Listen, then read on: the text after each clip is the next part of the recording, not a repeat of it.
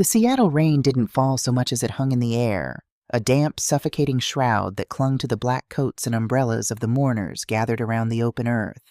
Clara Vance stood rigid beneath the canvas canopy, her eyes fixed on the polished mahogany casket, though her mind was entirely somewhere else.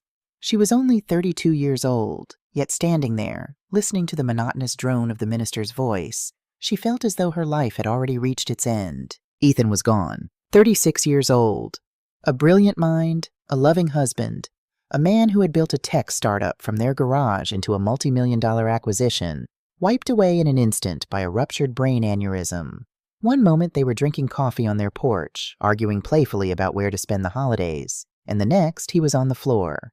"You're shivering, my sweet girl," a voice murmured, accompanied by a grip on Clara's arm that was tight enough to bruise. Clara didn't turn her head. She knew the voice, and she knew the grip. It was her mother, Eleanor Sterling. Eleanor's tone was dripping with maternal sorrow, her volume carefully pitched and just loud enough to ensure the surrounding attendees could hear the depth of her devotion to her grieving daughter. But the fingers digging into Clara's bicep were cold and demanding. "I'm fine, Mom," Clara whispered, though she wasn't. She was hollow. On Clara's other side stood her father, Richard. He was a man who wore his authority like a tailored suit, projecting an aura of wealth and competence that his actual bank accounts had rarely supported in recent years. Richard checked his gold Rolex, a gift he had practically demanded from Ethan 3 Christmases ago, and sighed, shifting his weight impatiently. "The ground is practically turning to mud," Victoria, Clara's older sister, complained in a hushed, nasal whisper from behind them. Victoria was 35, impeccably dressed in a designer morning gown that looked more suited for a gala than a graveyard, her perfectly manicured fingers clutching a tissue she hadn't needed to use once. "If he drones on for another 5 minutes, these Louboutins are ruined." "Hush, Victoria," Richard said, though there was no real reprimand in his voice. He leaned closer to Clara. "We'll get you out of here soon, sweetheart. Then we can sit down, have a proper drink, and figure out the financial logistics. You shouldn't have to carry that burden right now. Daddy will handle it." Clara closed her eyes, a sharp ache throbbing behind her temples. Ethan hadn't even been lowered into the ground, and her father was already talking about financial logistics. It was the Sterling family way. Everything was a transaction. Every tragedy was an opportunity to audit the accounts. For the 10 years Clara had been with Ethan, her husband had been a master at holding her family at arm's length. He was unfailingly polite to them, but he had a quiet, unmovable boundaries that Richard's bluster and Eleanor's guilt-tripping could never penetrate. Ethan had always been her shield. Now, standing over his grave, Clara felt entirely exposed to the elements. "Charan." The reception at the Vance residence was a blur of murmured condolences, casseroles Clara would never eat, and the stifling scent of white lilies. Clara sat in the corner of her own living room, holding a cup of tea that had gone cold an hour ago. She watched her family operate. They didn't mourn. They networked. Richard was by the fireplace, speaking in hushed, confident tones with 2 of Ethan's former business partners. Eleanor was holding court in the kitchen, playing the role of the tragically strong mother-in-law, accepting sympathy while subtly establishing herself as the new gatekeeper to Clara. And Victoria was missing. A cold prickle of unease washed over Clara. She set her teacup down and slipped out of the living room, walking quietly down the hardwood hallway toward the back of the house. The door to Ethan's home office was slightly ajar. Clara pushed it open. Victoria was standing behind Ethan's heavy oak desk, her hands sifting quickly through a stack of mail and printed documents. "What are you doing?" Clara asked, her voice flat. Victoria jumped, her hand flying to her chest. "God, Clara, you startled me." She quickly recovered, her face stretching into a mask of deep, sisterly concern. "I was just looking for a pen. I wanted to write down the names of the caterers. They did such a lovely job with the salmon." The pens are in the cup right next to your hand, Victoria. You were looking through Ethan's mail." Victoria sighed, moving around the desk to wrap her arms around Clara in a suffocating hug. "Oh, sweetie, you're exhausted. You're paranoid. I'm just trying to help. Mom and Dad are worried sick about you. Ethan was always so secretive about his business. We just want to make sure you aren't left in a mess. You know how volatile the tech market is. Do you even know where the stock certificates are?" Clara pulled away, her jaw tight. Leave the office, Victoria. Now. Victoria's eyes narrowed for a fraction of a second, a flash of pure, venomous resentment, before the sweet mask slid back into place. Of course. I'll be in the kitchen if you need me. Try to rest, Clara. You look completely drained. When the house finally emptied of guests that evening, only the Sterlings remained.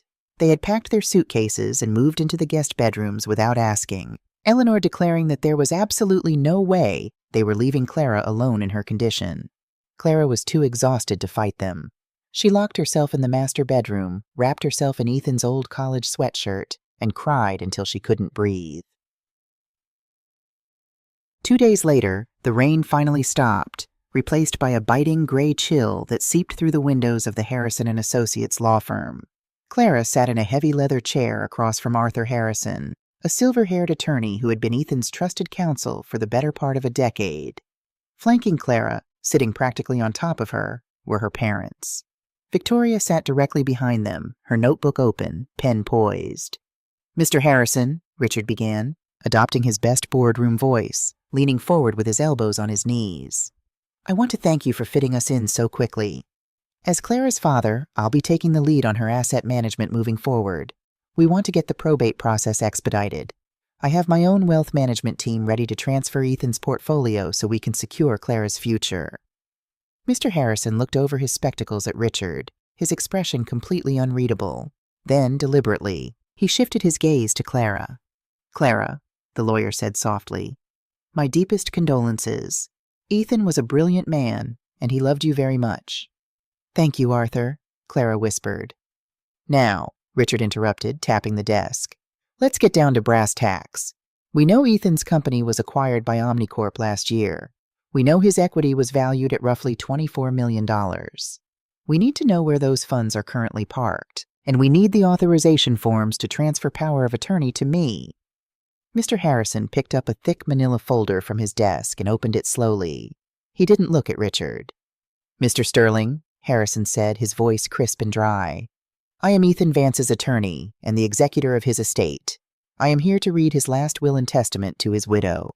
You are here solely because Clara allowed you to be in the room. You have no legal standing, and you will not be managing anything." Eleanor gasped, placing a hand over her heart. "Well, there's no need to be hostile. We are her family. We are just trying to protect her from being overwhelmed." "Let him read the will, Mom," Clara said, her voice finding a small fraction of its usual strength. Harrison adjusted his glasses and began to read. The legal jargon was dense, but Ethan had structured it cleanly. Clara would inherit the primary residence in Seattle, free and clear of any mortgage. She would inherit Ethan's personal vehicles, his personal bank accounts containing roughly $50,000, and all his personal effects. Harrison paused, turning the page. The room was deathly silent. Victoria's pen hovered over her notebook. "Regarding the financial assets stemming from the acquisition of Vanguard Technologies," Harrison read, his voice steady. "The deceased liquidated his entire shareholding position exactly 3 months prior to his passing." Richard sat bolt upright. "Liquidated? He sold the shares for cash? All $24 million? "Yes," Harrison replied. "Where is it?" Victoria blurted out from the back, abandoning all pretense of grief. "According to the testament," Harrison continued, ignoring them, "the entirety of those funds, post-tax, was transferred into an irrevocable blind trust administered by a third-party entity offshore." The silence that followed was absolute. Clara stared at the lawyer, trying to process the words. An irrevocable blind trust? Ethan had never mentioned anything like that. They had talked about buying a vacation home, about starting a charity foundation, maybe even early retirement. He had hidden $20 million? "What do you mean, a blind trust?" Richard's voice was rising, a dangerous red flush creeping up his neck. "Who is the beneficiary? Is it Clara?" "I cannot disclose the beneficiary, as it is a blind trust," Harrison stated calmly. "Furthermore, the trust is structured in a way that neither I, nor Clara, nor anyone in this room has access to it, can draw from it, or can dissolve it. The funds are legally untouchable." "That is absurd!" Eleanor shrieked, dropping her maternal facade completely. She glared at Clara. "What did you do? Did you two have a fight? Were you getting a divorce? Why would he cut you out of the money?"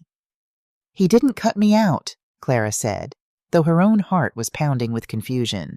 Ethan wouldn't do that. He just did, Victoria snapped, leaning forward. He left you a house and pocket change, Clara. He took $20 million and threw it into a black hole. He stole from this family. It was his money, Victoria, Clara shot back, turning in her chair. It was marital property, Richard roared, slamming his fist on the armrest. He pointed a trembling finger at the lawyer. I will tie you up in court for the next decade. I will have this will thrown out. I'll prove Ethan was not of sound mind. He was clearly suffering from cognitive decline before the aneurysm. You can't just hide $20 million from a widow. You are welcome to try, Mr. Sterling, Harrison said, utterly unfazed. Though I assure you, Ethan's medical records up until the day of his death confirm he was in perfect psychological health. The trust is ironclad.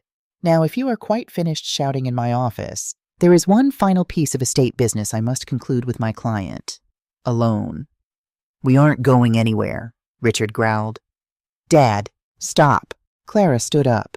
Her legs were shaking, but she forced herself to stand tall. She looked at her parents and her sister. In their eyes, she didn't see grief for Ethan or sympathy for her. She saw naked, rabid fury. They looked like wolves who had just watched their meal snatched away. Wait outside. Clara, be reasonable, Eleanor started. Get out, Clara yelled, the sheer volume of her voice shocking even herself. Her family stared at her, stunned into silence. Slowly, Richard stood, his face a mask of furious indignation. He grabbed Eleanor's arm. Fine, we'll be in the lobby. We are far from done with this, Clara. Victoria followed them out, shooting Clara a look of pure disgust before the heavy oak door clicked shut. Clara sank back into her chair, pressing her trembling hands to her face. She felt like she was suffocating. Arthur, I don't understand. Why would he do this? Did he have another life, another family? Why would he hide the money? Mr. Harrison let out a long, heavy breath, the professional stiffness finally dropping from his shoulders. He looked at Clara with deep paternal sympathy. He opened the center drawer of his desk and pulled out a small, padded manila envelope. Clara, Ethan loved you more than anything in this world, Harrison said softly. He told me once that you were the only real, honest thing in his life. He didn't do this to punish you. He did this to protect you. Protect me from what? Harrison slid the envelope across the polished mahogany desk. He made me swear, on my license and my life, that I would not give this to you until your family was entirely out of the room. Clara stared at the envelope. Her name was written on it in Ethan's familiar, messy scrawl.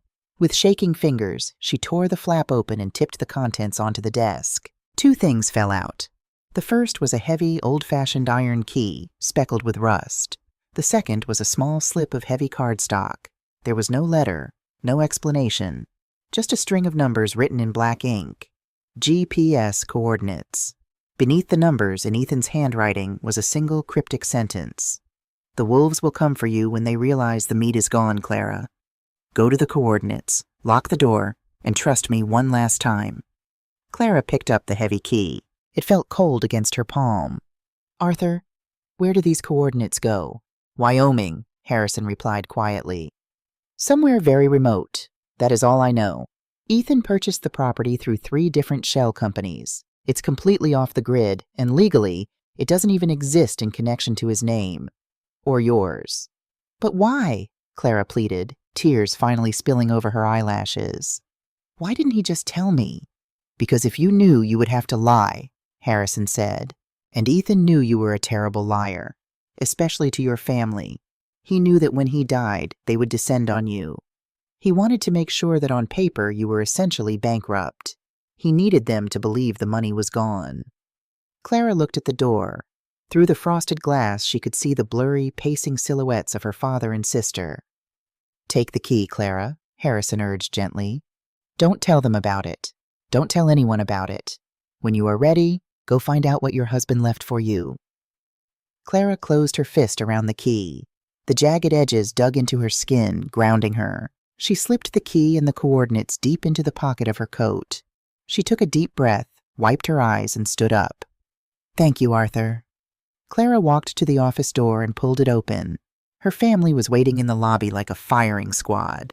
The moment the door shut behind her, Richard stepped forward, blocking her path to the elevator. All right, Richard said, his voice dropping the pretense of the supportive father. It was cold, calculating, and ruthless. Ethan was a fool, and he screwed you over, but we can salvage this. Salvage what, Dad? The money is in an offshore trust. It's gone. The cash is gone, Victoria corrected sharply, stepping up beside their father. But you still have the Seattle house. It's fully paid off. The market value is easily $3 million. Eleanor moved in, reaching out to stroke Clara's hair, though her eyes were hard. Clara, honey, you are in no mental state to live in that big, empty house by yourself. The memories will just eat you alive. You need a fresh start. What are you saying? Clara asked, looking between the three of them. I'm saying you need to sign the deed of the house over to my LLC, Richard stated, as if it were the most obvious thing in the world. We will sell it immediately. I'll take the $3 million and invest it properly in my firm's high-yield accounts. We'll generate a monthly stipend for you to live on. You can move back into your old bedroom at our place while you get back on your feet. Clara stared at him. The sheer audacity of it left her breathless. Her husband had been dead for less than a week. They had just discovered Ethan's fortune was out of reach, and within 5 minutes, her father had already pivoted his strategy to cannibalize her last remaining asset. You want me to sell my home? Clara said, her voice trembling, not with sadness this time, but with a sudden searing rage. You want me to give you the money so you can put me on an allowance and move me back into my childhood bedroom. We want to protect you, Eleanor snapped, her patience fraying. Look at yourself. You're a mess. You have no job, you have no husband, and thanks to Ethan, you have no money. Do you know how much property tax is on that house? You'll be bankrupt in a year. We are trying to save you. I'm keeping the house, Clara said firmly. She pushed past her father and hit the elevator button. Richard grabbed her shoulder and spun her around. His fingers dug in painfully. Listen to me, you ungrateful little girl. I paid for your wedding to that arrogant prick. I welcomed him into my family. And he repays us by hiding $20 million of family wealth? You owe us this, Clara. I owe you nothing. Clara ripped her arm out of his grasp. The elevator chimed and the doors slid open. Victoria stepped in front of the doors, blocking them. Her beautiful face was twisted into an ugly, cruel sneer. You think you're so smart, Clara. You think you can just walk away and play the tragic independent widow. But you've always been weak. You've always needed us to clean up your messes. Without Ethan's money, you are nothing. Give Dad the house before you lose it all. Clara looked at her sister. Then she looked at her mother, who stood with her arms crossed, nodding in agreement. Finally, she looked at her father, whose face was purple with rage. Ethan's words echoed in her mind. The wolves will come for you when they realize the meat is gone. He hadn't been paranoid. He had seen them for exactly what they were. For 10 years, Clara had made excuses for them. She had told herself they were just traditional, that they just worried about finances, that they loved her in their own flawed way. But as they stood in the lobby, ready to strip the roof from over her grieving head, the mask finally fell completely. They didn't love her. She was an asset, and she was currently depreciating. Clara pushed Victoria hard in the chest, shoving her out of the elevator doorway. Victoria stumbled back with a gasp. Clara stepped into the elevator and turned to face them as the doors began to close. Don't call me, Clara said, her voice icy and dead. Don't come to the house. If you step foot on my property, I will have you arrested for trespassing. Clara, Eleanor shrieked, you are having a mental breakdown. We'll see you in court, you stupid girl, Richard bellowed as the metal doors slid shut, cutting off his face. The elevator descended. Clara leaned against the back wall, her heart hammering against her ribs like a trapped bird. She thrust her hand deep into her pocket, her fingers closing tightly around the cold, rusty iron of the key. She was completely alone.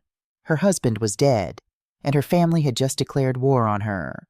But as she gripped the key, a strange, unfamiliar spark ignited in the hollow space Ethan had left behind. It wasn't grief, it was survival. She pulled the slip of paper from her pocket and stared at the GPS coordinates. She didn't know what was waiting for her in the mountains of Wyoming, but whatever it was the only thing she had left. Tomorrow, she would run. The silence of the Seattle house was broken only by the frantic sound of Clara's own breathing and the harsh scrape of zippers. It was 2 a.m. The rain had started again, lashing against the bedroom windows like angry fingertips. Clara was throwing clothes, toiletries, and every piece of important paperwork she could find into a duffel bag. She didn't know how long she would be gone, only that she could not stay. Her phone vibrated on the nightstand, the sudden buzzing making her jump. She stared at the screen. It was Arthur Harrison. Nobody called at 2 a.m. with good news. With a trembling hand, she swiped to answer. "Arthur? Clara, are you at the house?" The attorney's voice was uncharacteristically tight, stripped of its usual measured cadence. "Yes, I'm packing. I'm leaving tonight." "Leave faster," Harrison urged. "I just received an emergency electronic filing notification from the King County Superior Court. Your father has retained a highly aggressive litigation firm. They aren't just suing for the estate, Clara. They have filed an ex parte petition for a temporary conservatorship over you." Clara stopped breathing. The duffel bag slipped from her fingers, hitting the floor with a soft thud. "A conservatorship? Like I'm incapacitated?" "Exactly like that," Harrison said grimly. "They've submitted sworn affidavits from your mother and sister, claiming you have suffered a complete psychological break since Ethan's death. They attached a fabricated psychological evaluation, likely signed off by a doctor on your father's payroll, stating you are a danger to yourself and severely mentally unfit to manage your finances or personal care. They are asking the judge for immediate medical and financial power of attorney." A cold, paralyzing terror washed over her. A conservatorship meant she would lose her basic human rights. Her father could legally lock her in a psychiatric facility. He could seize her bank accounts, sell her house, and dictate every move she made, all under the guise of protecting her. It was the ultimate mechanism of control, weaponized by the people who shared her blood. "If the judge grants the temporary order tomorrow morning," Harrison continued, his tone urgent, "they will send the police and medical transport to your house to collect you. You need to be outside of the state's jurisdiction before the sun comes up. Leave your cell phone behind. They will track its GPS. Take out cash if you can, use a burner phone, and get to the coordinates Ethan left you. I will fight the petition here, but you cannot be in this house when the sun rises." "Okay," Clara whispered, her terror crystallizing into a sharp, diamond-hard resolve. "Thank you, Arthur." She dropped the smartphone on the bed, leaving it there like a discarded skin. She grabbed Ethan's emergency cash stash from the floor safe, slung the duffel bag over her shoulder, and ran down the stairs. 10 minutes later, the taillights of her SUV faded into the torrential Pacific Northwest rain, slipping away into the black of night. The drive was an agonizing marathon of paranoia and exhaustion. Clara drove eastward, crossing the Cascade Mountains as the sun slowly bled into the morning sky.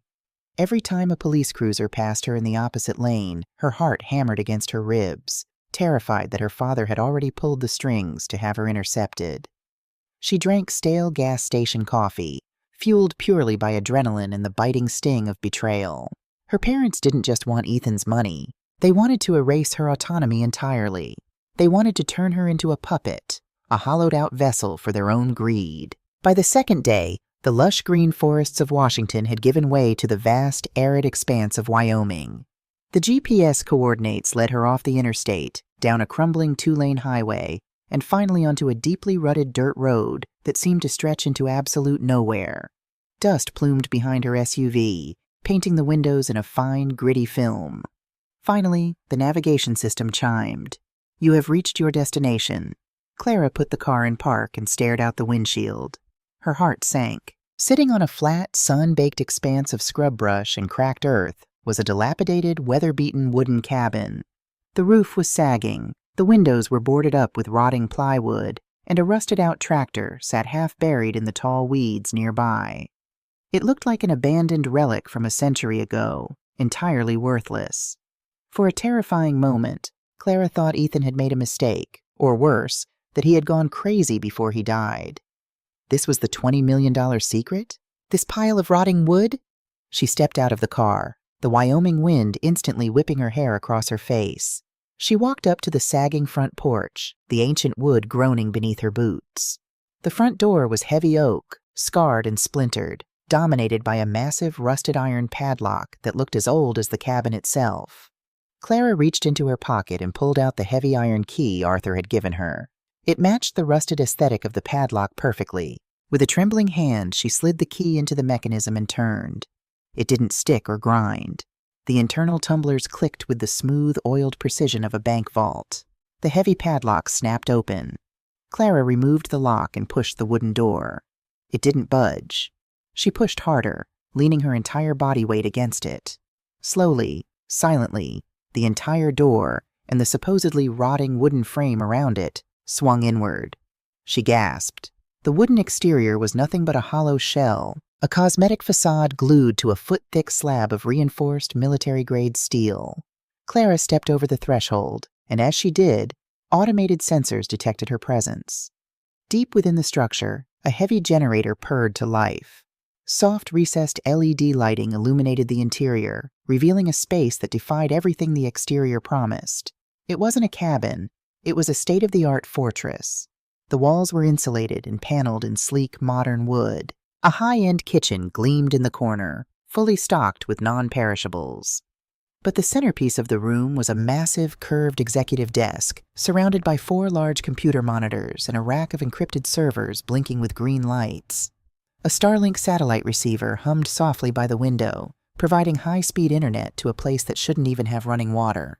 Clara walked slowly toward the desk, trailing her fingers over the smooth surface. Ethan's scent, cedarwood and coffee, lingered faintly in the climate-controlled air. She sat in his heavy leather chair and pressed the power button on the main terminal. The screens flared to life, immediately demanding a password. Clara didn't even have to think. She typed in the date of their first anniversary, followed by her maiden name. The system unlocked instantly, bringing up a meticulously organized desktop. There were no emotional video diaries waiting for her, no tearful goodbyes. Ethan was a man of action, a brilliant tactician who believed in giving her the tools to survive, not just the sentiment. On the center screen was a single folder labeled The Oasis Project. Clara opened the folder. It was filled with geological surveys, topographical maps, and heavily redacted corporate communications. She clicked on the primary survey report, her eyes scanning the dense scientific jargon. It took her a few minutes to translate the data into plain English, but when the realization hit her, she literally stopped breathing. Ethan hadn't bought a ranch. He had bought a gold mine. Beneath the desolate, cracked dirt of this specific acreage sat one of the largest, purest, untouched underground aquifers in the American West. Millions of gallons of pristine, icy water trapped in a geological basin directly beneath the cabin. Clara opened the next document, a chain of emails from the acquisitions department of Omnicorp, the same massive tech conglomerate that had bought Ethan's previous startup. The emails were frantic, escalating in tone over the past 2 years. Omnicorp was building a colossal next-generation artificial intelligence data center just 20 miles away. AI servers required astronomical amounts of water for cooling to prevent meltdowns. The local municipal water supply was insufficient. They needed Ethan's aquifer, desperately. The final email in the chain, dated just a week before Ethan died, contained Omnicorp's latest offer for the land and the water rights, $35 million. Ethan had refused. He had locked the land in the blind trust to ensure it could not be sold out from under her, knowing the value would only skyrocket as the AI boom continued. He had hidden it because he knew if her parents smelled $35 million, they wouldn't just try to control her. They would destroy her to get it. The computer chimed, startling Clara out of her shock. An encrypted email application popped up on the screen. It was Arthur Harrison. Clara, I hope you made it. The judge has scheduled an emergency remote evidentiary hearing for the conservatorship petition at 10 a.m. Pacific Standard Time tomorrow. Because it is an emergency ex parte motion, they are trying to push it through without you present, citing your fragile mental state. I have convinced the judge to allow you to appear via video conference to contest it. You must dial in. If you do not appear and prove your competency, your father will legally own you by noon. Attached was a secure Zoom link. Clara leaned back in Ethan's chair, the soft leather creaking in the silent room. Her parents thought they had her cornered. They thought she was a weeping, broken widow hiding in a motel somewhere, terrified of her own shadow. They thought she was the weak little girl they had always conditioned her to be. Clara looked at the geological surveys, worth tens of millions of dollars, secured in a fortress her husband had built just for her. The fear that had been suffocating her for the past 3 days evaporated, replaced by a cold, searing focus. She wasn't just Ethan Vance's widow anymore. She was the sole guardian of his legacy, and she was going to make her family deeply regret the day they tried to steal her life. 10. At exactly 9:55 a.m. the next morning, Clara sat at Ethan's desk. She had showered, pulled her hair back into a sleek, professional knot, and put on a crisp white blouse she found in the emergency wardrobe Ethan had packed. She didn't look like a grieving victim. She looked like a CEO about to terminate an underperforming department. She clicked the Zoom link. The screen split into multiple windows. In the top center was Judge Miller, an older, stern-looking woman sitting in her chambers. In the bottom left was Arthur Harrison, looking tense but ready. And in the bottom right window sat the Sterling family. They were crammed together in Richard's plush home office. Eleanor was clutching a tissue, her face perfectly arranged into a mask of maternal agony. Victoria sat beside her, looking suitably grave. Richard sat in the center, flanked by a slick, aggressive-looking lawyer Clara didn't recognize. "All parties are present," Judge Miller stated, her voice crackling slightly over the connection. "We are here for an emergency hearing regarding the petition for involuntary conservatorship over Clara Vance, filed by Richard Sterling. Mr. Sterling, your counsel may proceed." Richard's lawyer leaned into the camera. "Your Honor, this is a tragic case. My client's daughter, Mrs. Vance, tragically lost her husband recently. Since then, she has exhibited severe psychological distress. She has become paranoid, hostile to her own family, and highly erratic. 3 days ago, she fled her home in the middle of the night and disappeared. We have an affidavit from Dr. Eris Thorne, a respected psychiatrist, who reviewed her behavior and concluded she is suffering from acute, complicated grief and potential psychosis. For her own safety, and to protect her remaining assets from being squandered in her current state, her father must be granted immediate conservatorship." Eleanor dabbed her dry eyes with the tissue. "We just want our little girl to be safe, Your Honor. She isn't herself. She's completely broken." Clara watched them perform, feeling absolutely nothing but clinical disgust. "Mrs. Vance," Judge Miller said, turning her attention to Clara's video feed. "These are serious allegations. Your family claims you are a danger to yourself and incapable of managing your affairs. Do you have a response?" Clara leaned forward, the high-definition webcam capturing the absolute clarity and composure in her eyes. "I do, Your Honor. First, I would like to address the fabricated medical evaluation provided by Dr. Thorne. I have never met Dr. Thorne. He has never evaluated me. However, a quick search of his medical license shows he is currently under investigation by the State Medical Board for providing fraudulent prescriptions. Furthermore, he is a golfing partner of my father, Richard Sterling." Richard's face twitched. His lawyer quickly interjected. "Objection, Your Honor. Relevance." "Overruled," Judge Miller said sharply, her eyes narrowing at Richard. "Continue, Mrs. Vance." "My family claims I am incapable of managing my finances, Your Honor," Clara said, her voice steady and echoing with authority in the acoustic-paneled bunker.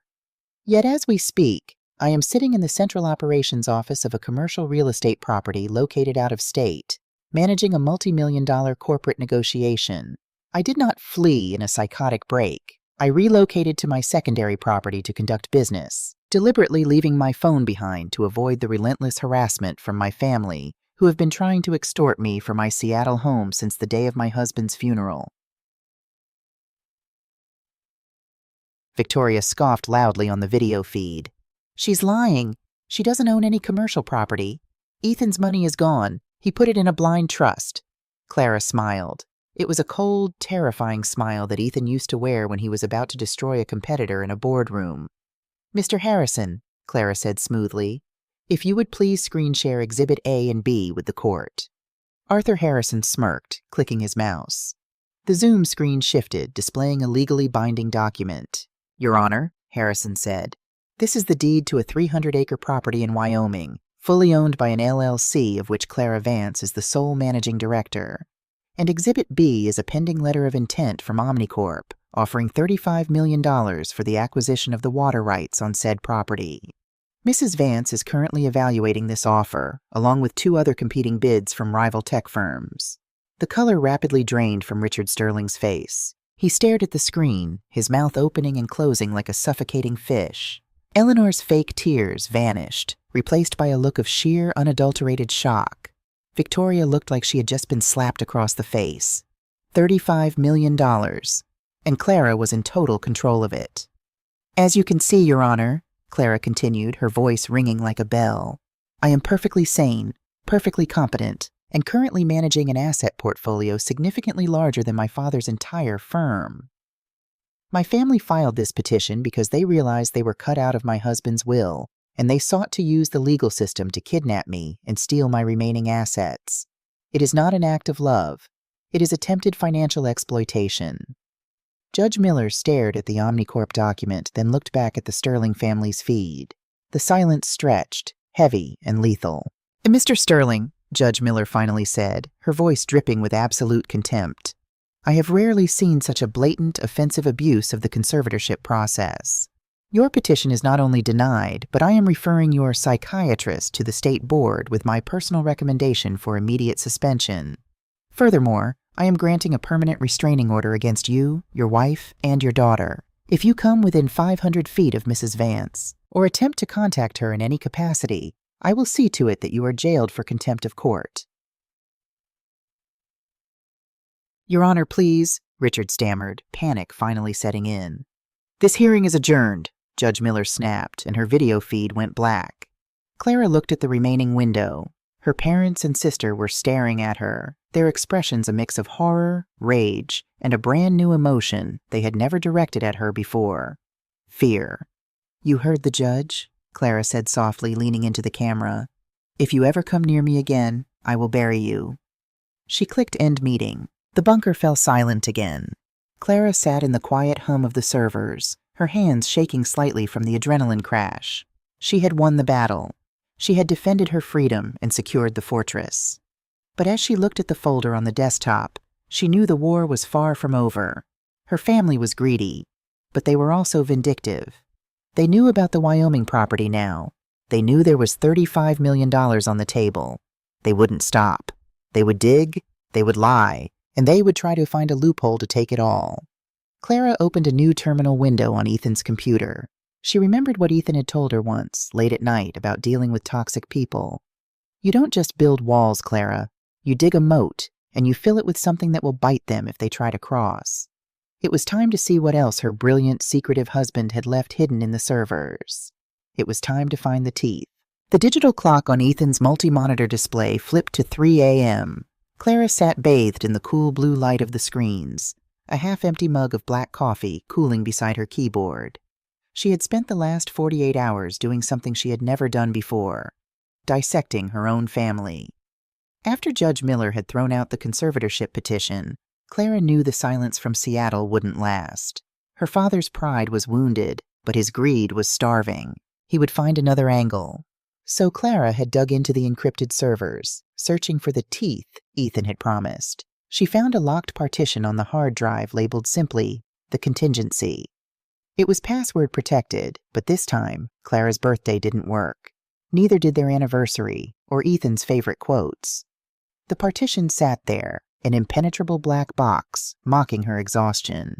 The breakthrough came the next morning, heralded by the shrill ring of her encrypted satellite phone. Clara? Arthur Harrison's voice was crisp, though edged with a deep, rumbling anger. They've made their next move, and it is incredibly dirty.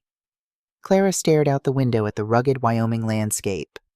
Tell me, your father's lawyers just filed a massive civil suit against the estate and the Wyoming LLC, Arthur explained. They are claiming that 2 years ago, Ethan signed a marital asset guarantee, a legally binding promise that in the event of his death, a portion of his liquid assets would be used to cover a $3 million deficit in your father's investment firm. They've produced a physical contract, allegedly bearing Ethan's signature and yours. Clara frowned, her brow furrowing. Arthur, Ethan never signed anything like that. He despised my father's business practices, and I certainly never signed it. I know, Arthur said, but the signature looks remarkably authentic. They are using it to place a legal lien on the Wyoming property, effectively freezing your ability to sell the water rights to Omnicorp until the debt is settled. It's extortion, Clara. They know we can fight it, but they are betting you won't want to hold up a $35 million deal over a $3 million dispute. They want a settlement payout. A cold, bitter laugh escaped Clara's lips. It was so perfectly Victoria. When Clara had caught her sister snooping through Ethan's home office on the day of the funeral, Victoria hadn't just been looking for bank statements. She had been looking for a signature to forge. "Arthur?" Clara asked, her eyes darting to the locked partition on the screen.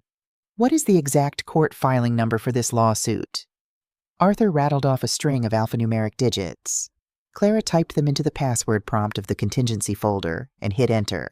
The screen flashed green. Authorization accepted. Ethan hadn't just built a fortress, he had built a mousetrap, and her family had just eagerly stepped on the cheese. "Arthur," Clara said, her voice dropping to a deadly calm as the files began to populate on her screen. "Don't fight the lien. Call their lawyers. Tell them I want to negotiate a settlement face-to-face. Have them fly out to Wyoming. Tell them Omnicorp will be at the table. Clara, are you sure? Bringing them to the negotiation table gives them legitimacy." "I don't want to give them legitimacy, Arthur," Clara said, her eyes scanning the explosive documents unspooling before her. "I want to give them enough rope to hang themselves." 3 days later, the air in the executive conference room of the Four Seasons Resort in Jackson Hole was thick enough to cut with a knife. Through the floor-to-ceiling glass windows, the jagged snow-capped peaks of the Grand Tetons loomed, beautiful and unforgiving. Clara sat at the head of the polished mahogany table, wearing a tailored navy suit that felt like armor. To her right sat Arthur Harrison, looking perfectly relaxed. To her left was David Trent, the vice president of acquisitions for Omnicorp, a sharp-eyed corporate shark who was entirely aware that he was sitting in the middle of a vicious family war. The heavy oak doors opened, and the Sterling family walked in. Richard led the pack, his chest puffed out, radiating an arrogant confidence that made Clara's stomach turn. Eleanor trailed behind him, wearing designer sunglasses indoors to hide the lack of tears. Victoria walked beside their new attorney, a slick, overpriced litigator from Seattle named Marcus Vance. They took their seats opposite Clara. Richard smiled, a predatory paternal grin. "Clara, sweetheart," Richard began, his tone dripping with fake warmth. "It didn't have to come to this. We are family. We just want what is fair, and we want to see you protected." Clara didn't blink. "Let's skip the theater, Richard. You're here because you want a piece of the Omnicorp deal. State your terms." The use of his first name made Richard's smile falter, but Marcus, the lawyer, smoothly took over. He opened his leather briefcase and slid a manila folder across the table. "Mrs. Vance, we are prepared to lift the lien on your property today," Marcus said. "In exchange, my client requires the fulfillment of the promissory note your late husband executed. Given the current valuation of the Wyoming asset, we feel a 10% equity share, $3.5 million, is a generous compromise to settle the debt and keep this matter out of protracted litigation." Bye. David Trent, the Omnicorp VP, leaned forward. "Omnicorp will not proceed with the land acquisition while there is an active lien on the title.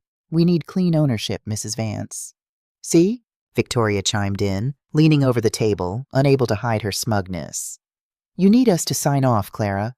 Just pay Dad what Ethan owed him, and you can go back to hiding in your little cabin." Clara slowly reached out and opened the folder Marcus had provided.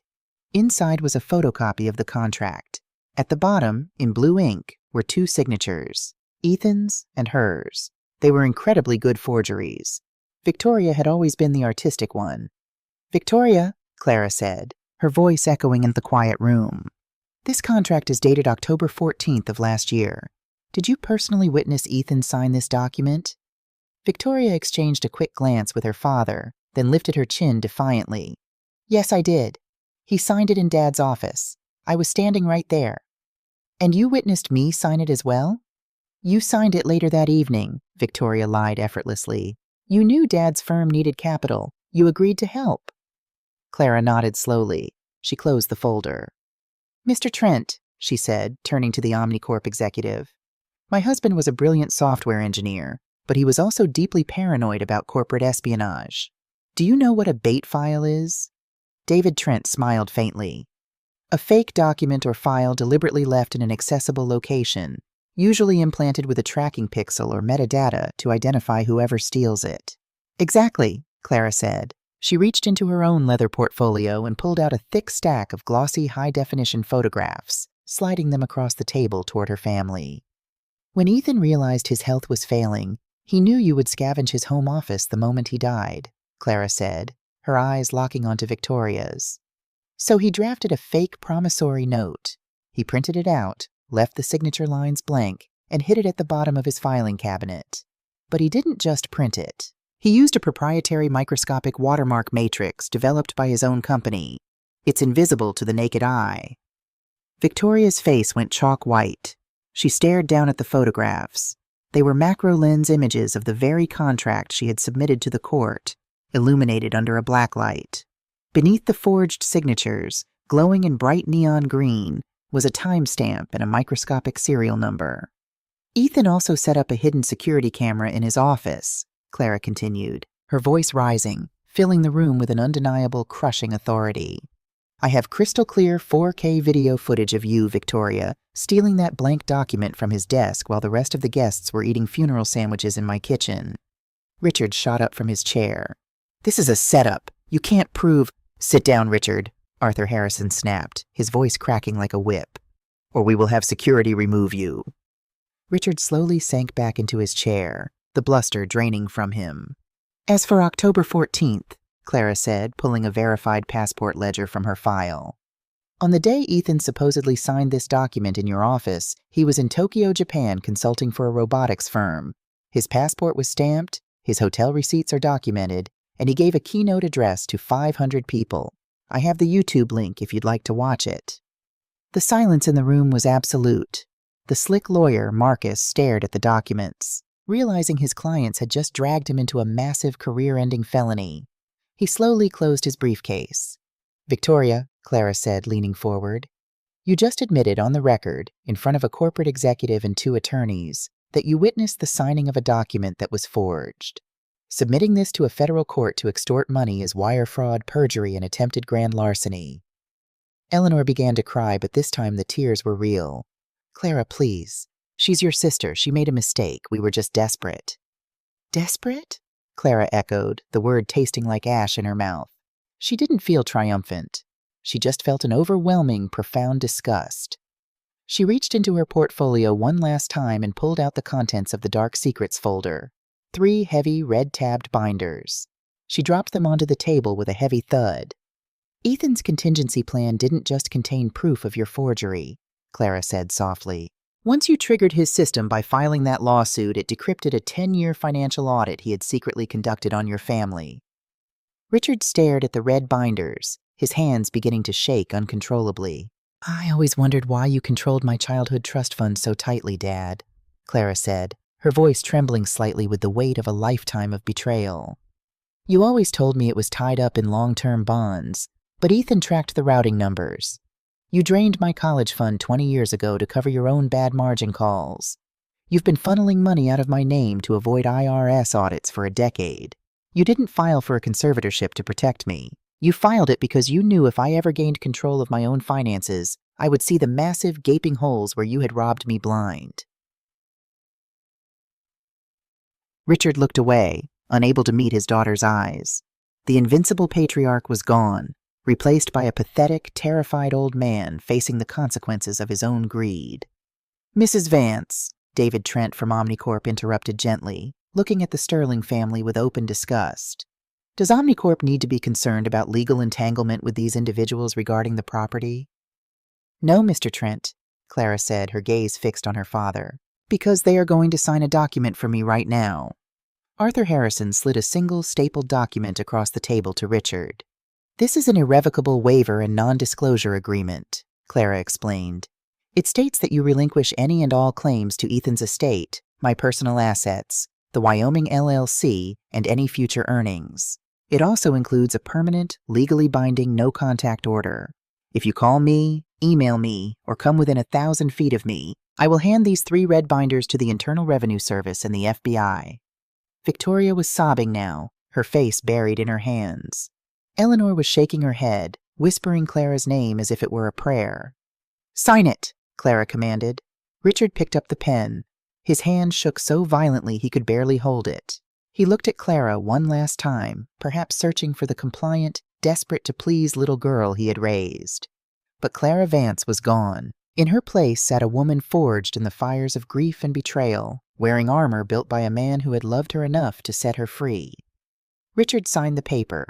Victoria and Eleanor followed suit, their signatures jagged and tear-stained. "Get out," Clara said. They didn't say a word. They gathered their coats and practically fled the room, leaving their highly paid lawyer to scurry awkwardly behind them. When the heavy oak doors finally clicked shut, the silence in the room felt different. It wasn't tense anymore. It felt clean. David Trent let out a long breath and smiled. "Well, Mrs. Vance, I've been in hundreds of acquisitions meetings in my career, but I have never seen a hostile takeover handled quite so efficiently. Shall we discuss the $35 million transfer of the water rights?" Clara looked at the forged document, the fake signatures, and the red binders containing the ugly truth of her past. She swept them all back into her portfolio, closing the clasp with a satisfying click. "Yes, Mr. Trent," Clara said, a genuine, unburdened smile finally breaking across her face. "Let's talk about the future." Weeks later, the Wyoming winter began to thaw, surrendering to the vibrant, startling green of early spring. Clara stood on the newly reinforced porch of the cabin. The heavy steel door was open behind her, letting the fresh mountain air sweep through the bunker. In the distance, a team of Omnicorp surveyors was setting up equipment near the ridge, operating under the strict environmental guidelines Clara had insisted upon in the final contract. The water would be shared, the land protected, and her bank accounts were now secured with wealth she could scarcely comprehend. But as she looked out over the vast, rolling expanse of the property, she didn't think about the money. She felt the heavy iron key sitting in her coat pocket. Ethan's final gift hadn't just been a fortress, or a gold mine, or a weapon to destroy her abusers.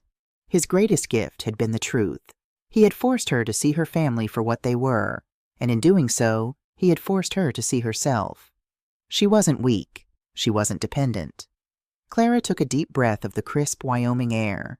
She was entirely alone in the wild, rugged heart of the American West, and for the first time in her life, she felt completely, beautifully safe. 6 months had passed since the heavy oak doors of the Jackson Hole conference room had closed on the Sterling family.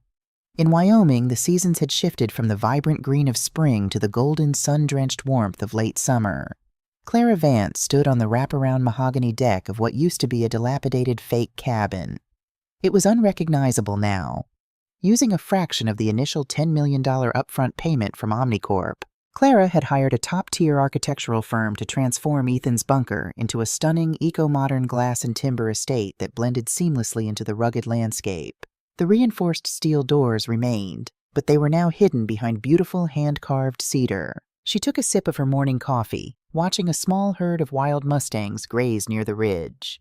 Miles away, out of sight and completely silent, Omnicorp had begun their water extraction process. True to their contract, they had built a state-of-the-art closed-loop cooling facility that preserved the local ecosystem. Clara's daily oversight had earned her the deep, grudging respect of David Trent and the Omnicorp board. She wasn't just a widow who got lucky. She was a fierce, uncompromising business partner. Her encrypted satellite phone buzzed on the patio table. It was Arthur Harrison. "Good morning, Clara," Arthur said, his voice carrying a distinct note of satisfaction. "I hope the Wyoming air is treating you well." "It's perfect, Arthur. What's the news from Seattle?" "The dominoes have finally fallen," Arthur replied. "It's on the front page of the Seattle Times financial section this morning. I thought you'd want to hear it from me first." Clara leaned against the wooden railing, her gaze fixed on the mountains. "Tell me, without the $3 million from Ethan's estate to cover his margin calls, your father's investment firm couldn't hide the deficit anymore," Arthur explained. "Last week, a major client demanded a routine audit. When your father couldn't produce the liquid assets, the client went to the SEC. The federal authorities raided Richard Sterling's offices at 6 o'clock yesterday morning. They seized his servers, his ledgers, and froze all of his personal and corporate accounts." Clara felt a strange stillness wash over her. For 32 years, Richard Sterling had seemed like an invincible giant, a man who controlled everything and everyone around him through intimidation and wealth. Now, he was just a desperate man caught in a trap of his own making. "What about the rest of them?" Clara asked, her voice even, devoid of pity. "It gets worse for them," Arthur continued. "Because his accounts are frozen, the mortgage on their Mercer Island estate has defaulted. The bank has already initiated foreclosure proceedings. I also have it on good authority that Victoria's fiancé, the plastic surgeon she was parading around last Christmas, broke off the engagement the moment the SEC raid hit the news. He didn't want the scandal attaching to his clinic. I hear Victoria is currently trying to sell her designer bags and jewelry on consignment just to pay a retainer for a criminal defense attorney. And the red binders? Clara asked, referring to the 10-year audit Ethan had compiled, exposing her parents for draining her childhood trust fund. Still locked in my secure vault, per your instructions, Arthur said. They haven't broken the non-disclosure agreement. They haven't tried to contact you. Frankly, Clara, they don't need you to destroy them. They've done a magnificent job of destroying themselves. Thank you, Arthur, Clara said softly. Keep the binders locked away. Let the SEC handle my father. I'm done carrying their weight. She hung up the phone and looked out at the vast, open sky. For years, she had believed her family's narrative, that she was the weak sister, the fragile daughter who needed to be guided, managed, and controlled. But Ethan had known the truth. He had known that her family wasn't holding her up. They were an anchor, dragging her into their toxic depths. Ethan had cut the rope. Clara walked back inside the cool, sunlit living room of her new estate. She walked past the sleek modern kitchen and down the hallway to the only room in the house that had remained exactly as it was when she first arrived, Ethan's office. The heavy executive desk sat in the center, a silent monument to the man who had loved her enough to fight a war for her from beyond the grave. Clara sat in his leather chair and opened the bottom drawer. Inside was a single, sealed envelope she had found hidden beneath the false bottom of the drawer during the renovations. On the front, in Ethan's handwriting, it read, "To Clara, open when the wolves are gone and the house is quiet." She had waited months to open it, wanting to be sure the war was truly over. Today, with her father facing federal indictment and her sister stripped of her hollow socialite status, Clara knew the wolves were finally, permanently gone. With a steady hand, she broke the seal and unfolded the heavy paper. My beautiful Clara, if you are reading this, it means you won. It means you stood your ground. You looked the people who tried to break you in the eye, and you realized how small they truly are. I am so sorry I couldn't be there to stand beside you. I am sorry for the secrecy, and the shock, and the pain I know my silence caused you in those first few days. But I knew your heart, Clara. Your heart is too kind, too forgiving. If I had told you my plan, you would have tried to warn them. You would have tried to save them from themselves. Some people cannot be saved. They can only be survived. This ranch, the money, the fortress, they were never meant to be a hiding place for you. They were meant to be a foundation. A place where you could finally discover who Clara Vance is when no one is telling her what to do, what to think, or how to grieve. Do not mourn me forever, my love. Use the wealth. Build something magnificent. Travel the world, start a business, or just sit on the porch and watch the wild horses run. The world is entirely yours now, and nobody can ever take it away from you again. You were the best part of my life. Forever yours, Ethan. A single tear slipped down Clara's cheek, landing softly on the ink. It wasn't a tear of sorrow, but of profound, overwhelming gratitude. She folded the letter carefully and placed it in her pocket, keeping it close to her heart. Later that afternoon, Clara sat down at Ethan's computer, now her computer. She opened a new document and began drafting the mission statement for a new nonprofit organization. She was going to take $5 million of the Omnicorp money and launch the Vance Foundation. Its sole purpose would be to provide elite, ruthless legal representation and emergency financial support for women trapped in financially abusive relationships, women whose families or spouses were using money and legal threats to control them. She was going to build an army of Arthur Harrisons. She was going to give other women the same armor Ethan had given her. Clara typed the final sentence of the Foundation's charter, the clicking of the keyboard echoing with a sharp, decisive rhythm in the quiet room. She looked at her reflection in the dark monitor screen. The terrified, grieving girl from the Seattle graveyard was completely gone. Staring back at her was a woman who owned her land, owned her wealth, and finally, unequivocally, owned herself. The sun began to set over the Wyoming mountains, painting the sky in brilliant strokes of gold and violet. Clara Vance turned off the computer, walked out onto the deck, and smiled as she watched the night roll in, completely unafraid of the dark.